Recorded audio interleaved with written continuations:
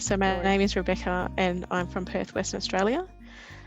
I actually began the course with Undercover Architect when I was living in the Pilbara region, which was 1,600 kilometres from where my house was actually situated. And I had seen the Undercover Architects videos and social media. So I started looking into it and decided to do the new build webinars and online. And I think that was what attracted me the most, was the fact that I could actually dial in and I could do everything remotely over the internet. And I started watching some of her little videos and I guess just listening to what she had to say about building and relationships with contractors. So it pretty much started from there, and I actually signed up and did the new build course. I think it was 2 years ago now. Well, I chose to do the courses because the content was delivered remotely and I could take my time to review the information to ensure that when I started the construction build, I was aware of my responsibilities and obligations and also understood the process. So one of the key criteria that I had for my build was that I wanted to recycle as much of my existing home as I possibly could. And then once I started down the Undercover Architect new build journey, there was a session where they started talking about the Our Woods house. And they started talking about passive design for a house and what does it actually mean. And I had been speaking to some builders about double glazing the house. And in Western Australia, we have quite a hot, I guess, climate. And to me, it just made sense that we started building a house with double glazing. And everyone that I spoke to said that they could make the floor plans work. I didn't need double glazing. Of course, solar orientation would be taken into account.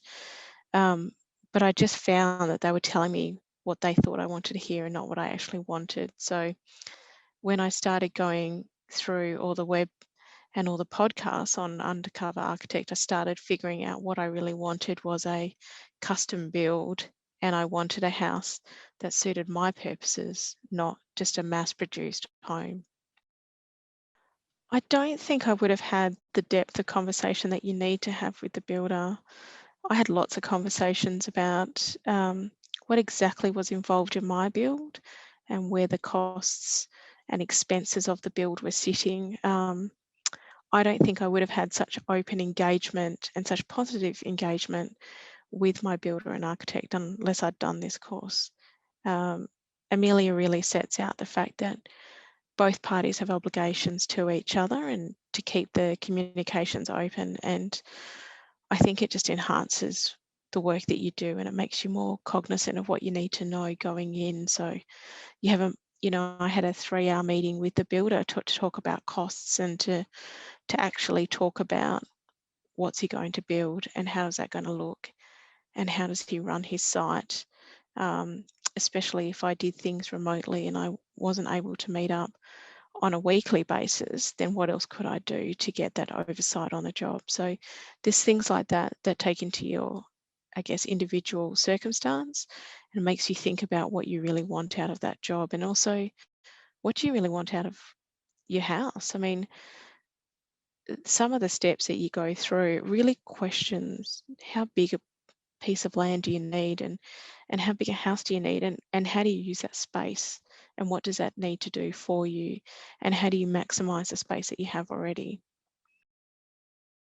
I just had a really challenging block of land in regards to orientation and slope, so I always knew that was going to be a factor, and I wanted a house that I could age in place is what we call it. So every house that I looked at didn't really meet what I wanted and they were way too big.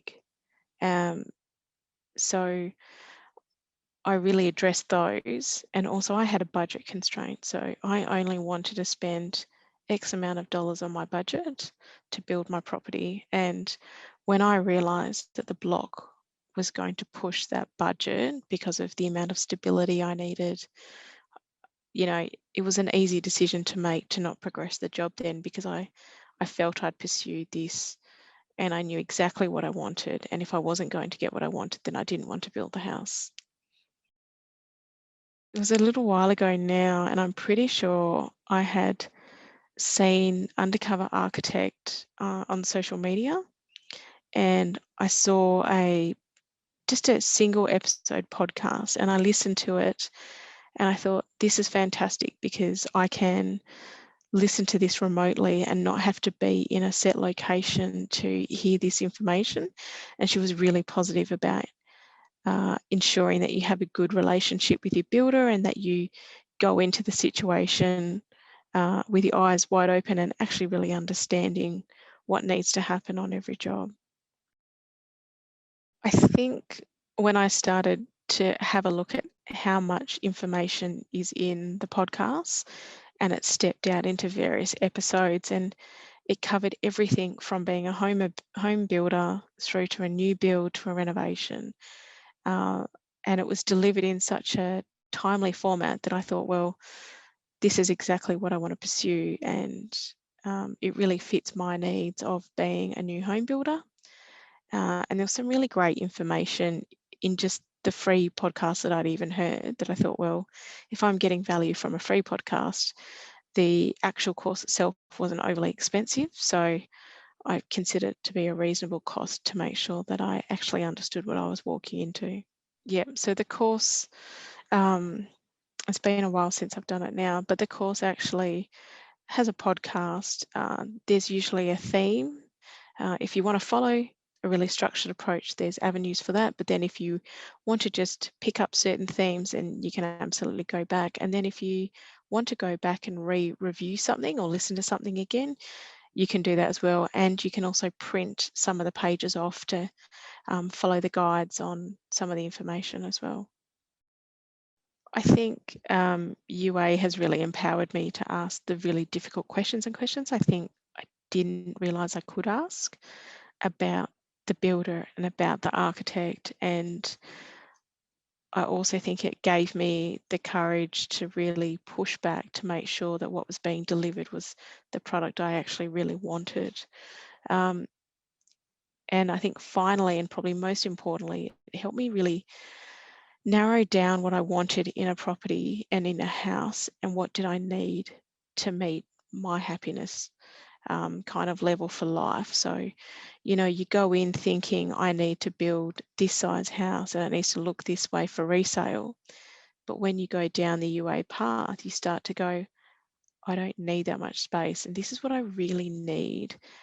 And regardless of resale, resale is a whole nother matter, but you really start to narrow down, what do I actually need to have to live in a house, to be comfortable and to make me happy. And that really comes out of the UA process, is you really narrow that down.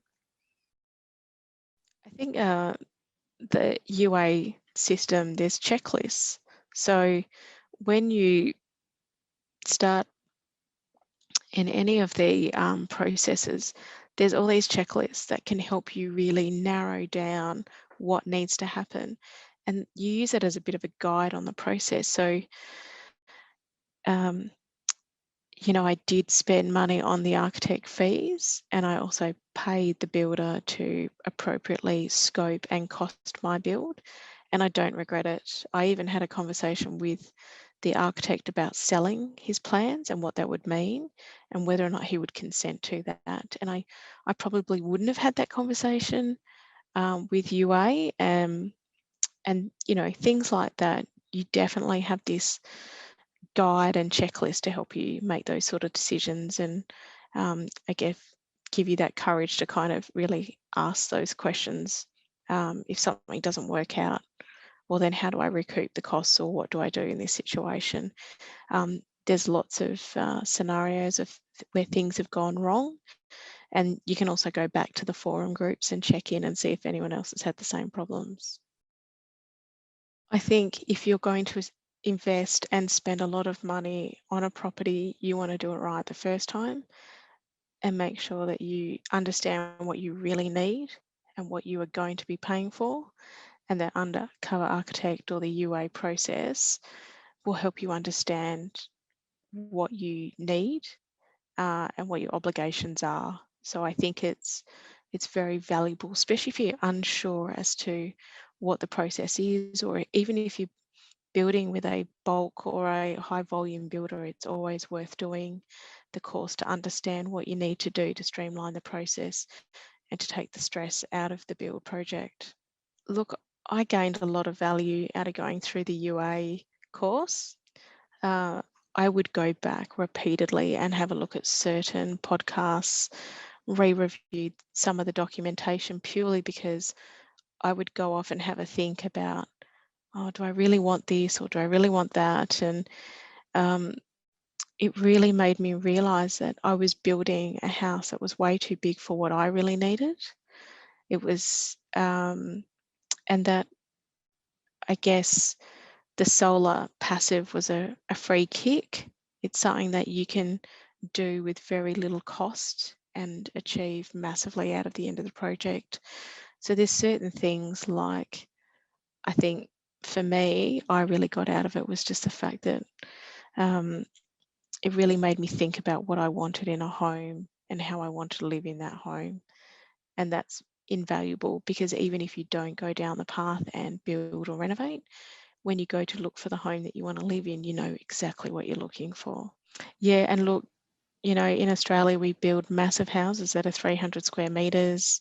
We have so much space, so people think, why not? And when you go through the course and you start really looking at what you do, how you use the space, how does this support you to live the life you want to lead?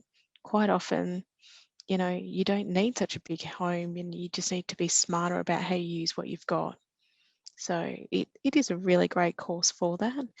And, you know, there's options where you can seek advice from Amelia herself, as well as the forum groups, and everyone's always very keen to share the knowledge that they gain. And, you know, things like even hiring an interior designer saves you money. Yes, it costs you up front, but at the end of the day, they save you time and effort.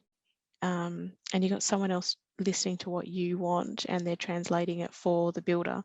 So then they're again speaking the same language for you. So yeah, look, you know, it's really good to help you advocate as well to get what you need, and gives you options. If you've got communication breakdowns, it gives you options about what you can do and other avenues to pursue things. So it's a really great course and I definitely recommend it for people.